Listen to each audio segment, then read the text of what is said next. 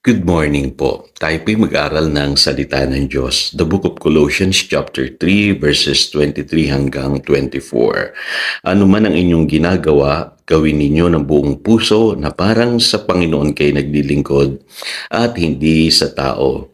Sapagkat si Kristo ang Panginoong pinaglilingkuran ninyo at alalahanin ninyong pagkakalooban kayo ng Panginoon ng gantimpalang inilaan niya para sa inyo.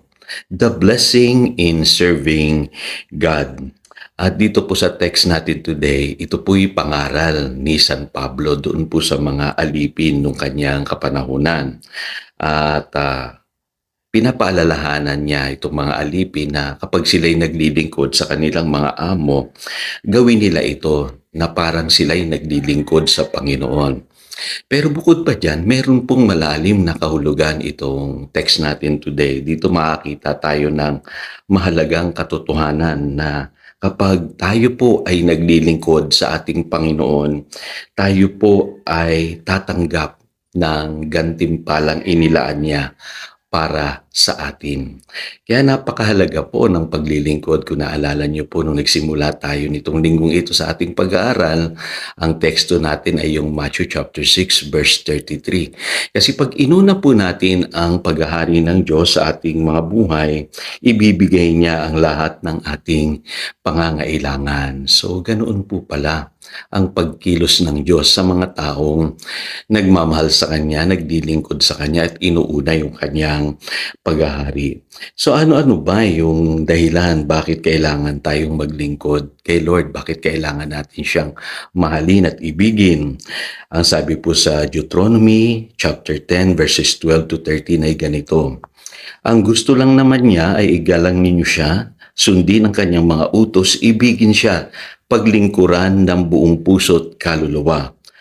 At tuparin ang kanyang mga bilin at tuntunin.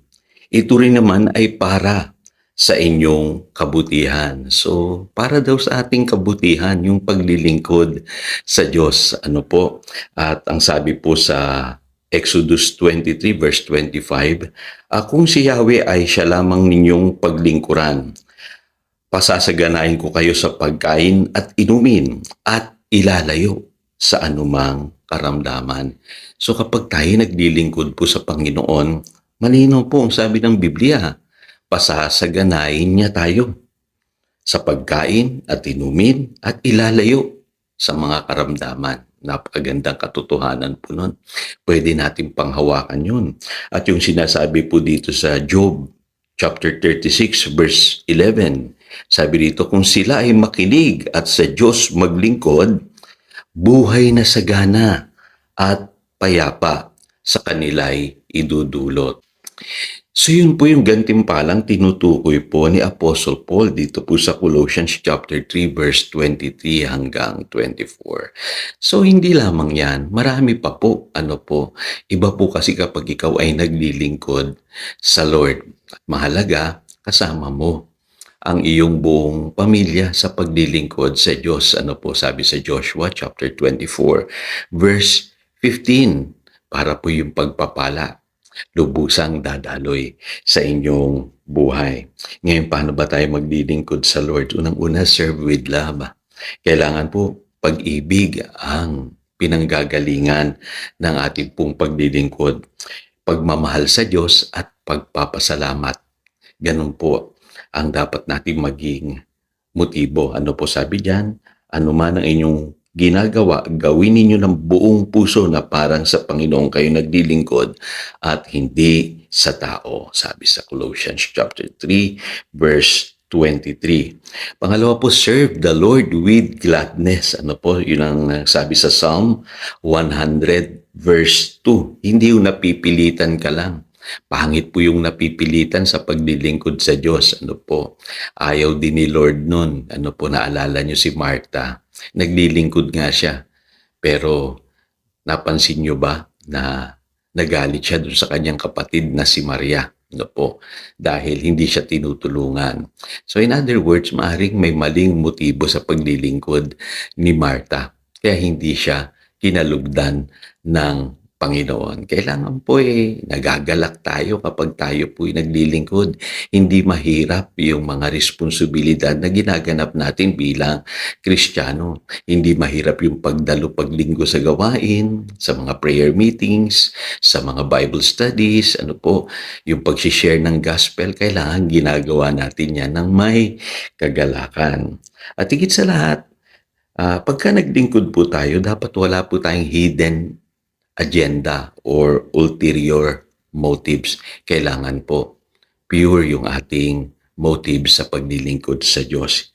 Hindi yun dahil may tatanggapin tayong pera o kaya naman para sa popularidad.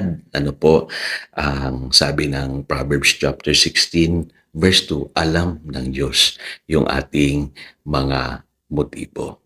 Kaya mahalaga po na tama yung ating motibo sa paglilingkod sa Diyos. At sigurado po, gagantimpalaan niya tayo kasi yung po ang pangako ng Colossians chapter 3, verse 24. So tayo po yung manalangin. Dakilang Diyos, salamat po sa iyong paalala sa amin na may blessing pala sa paglilingkod sa iyo. Kung kami ay maglilingkod, iibigin ka namin, susundin ang iyong mga tuntunin, yung pagpapala naririyan lamang mararanasan namin sa aming buhay. Kaya Panginoon, turuan mo kaming maglingkod ng buong puso, maglingkod ng hindi napipilitan, maglingkod ng merong kagalakan at walang hidden agenda or ulterior motives. Hayaan mo na maging pure yung aming motibo sa paglilingkod sa iyo, Panginoon, nang sa ganoon ay yung inilaan mong gantimpala ay maranasan namin. Salamat po. Yan ang aming panalangin in Jesus' name. Amen.